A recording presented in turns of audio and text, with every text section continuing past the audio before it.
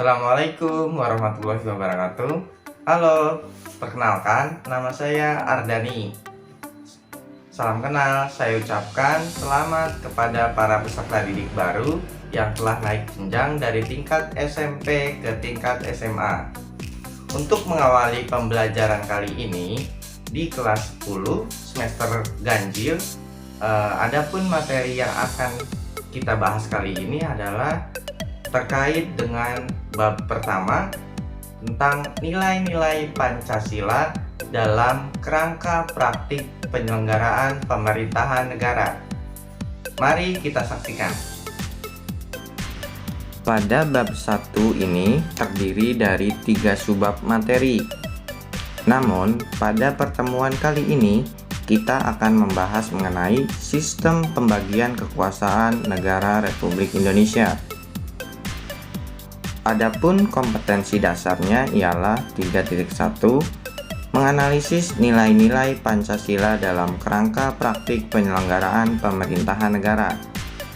Dan tujuan akhir dari pembelajaran kali ini adalah peserta didik diharapkan dapat mengetahui dan dapat menganalisis sistem pembagian kekuasaan negara Republik Indonesia setelah amandemen. Apakah kalian tahu apa saja kekuasaan negara itu? Kekuasaan negara adalah kewenangan negara untuk mengatur seluruh rakyatnya untuk mencapai kemakmuran dan keadilan. Untuk mengetahui apa itu kekuasaan negara, mari kita pahami pendapat yang dikemukakan oleh para ahli terkait kekuasaan negara. Menurut John Locke, kekuasaan negara terbagi menjadi 3, yaitu eksekutif, legislatif, dan federatif. Adapun menurut Montesquieu atau yang dikenal dengan teori trias politika, kekuasaan negara dibagi menjadi 3, yaitu eksekutif, legislatif, dan yudikatif. Kekuasaan legislatif adalah kekuasaan untuk membentuk undang-undang. Kekuasaan eksekutif adalah kekuasaan yang melaksanakan undang-undang. Kekuasaan yudikatif adalah kekuasaan yang menyelenggarakan peradilan guna menegakkan hukum dan keadilan. Dan kekuasaan federatif adalah kekuasaan yang melaksanakan hubungan luar negeri. Pendapat yang dikemukakan Montesquieu merupakan penyempurnaan teori dari John Locke, di mana kekuasaan federatif menurut Montesquieu dimasukkan ke dalam kekuasaan eksekutif. Fungsi mengadili ataupun yudikatif dijadikan kekuasaan yang berdiri sendiri, dan ketiga kekuasaan tersebut dilaksanakan oleh lembaga-lembaga yang berbeda yang sifatnya terpisah. Lalu, bagaimana konsep kekuasaan yang dianut di Indonesia? Dalam sebuah praktik ketatanegaraan, tidak jarang terjadi pemusatan kekuasaan pada satu lembaga, sehingga pengelolaan pemerintah dilakukan secara absolut ataupun otoriter. Untuk menghindari hal tersebut, perlu adanya pemisahan ataupun pembagian kekuasaan agar terjadi kontrol ataupun check and balance antara lembaga negara pemegang kekuasaan. Indonesia mengadopsi teori kekuasaan yang dikemukakan oleh Montesquieu, yaitu kekuasaan legislatif, eksekutif, dan yudikatif.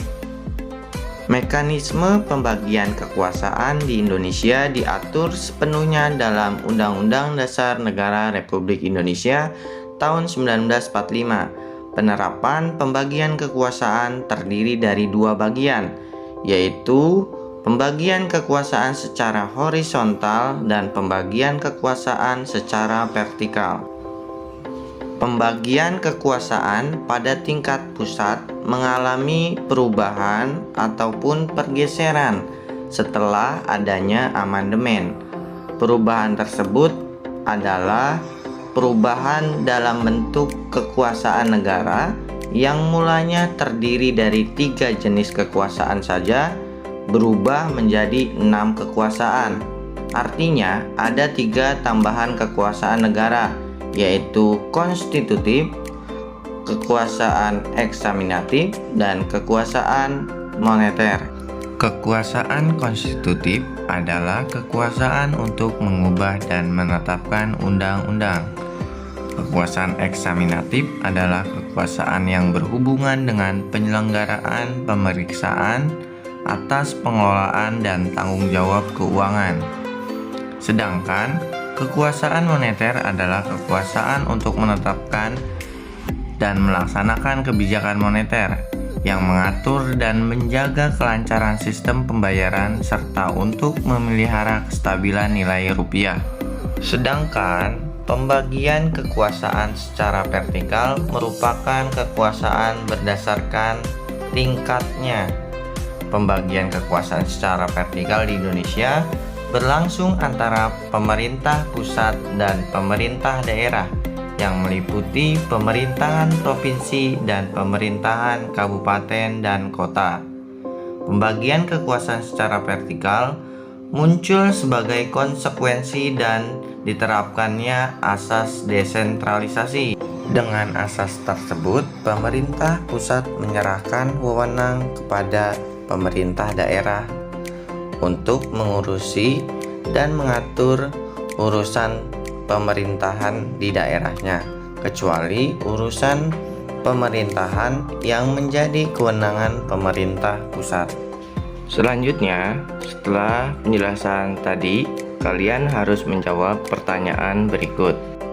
Cukup sekian pertemuan kali ini. Terima kasih. Wassalamualaikum warahmatullahi wabarakatuh.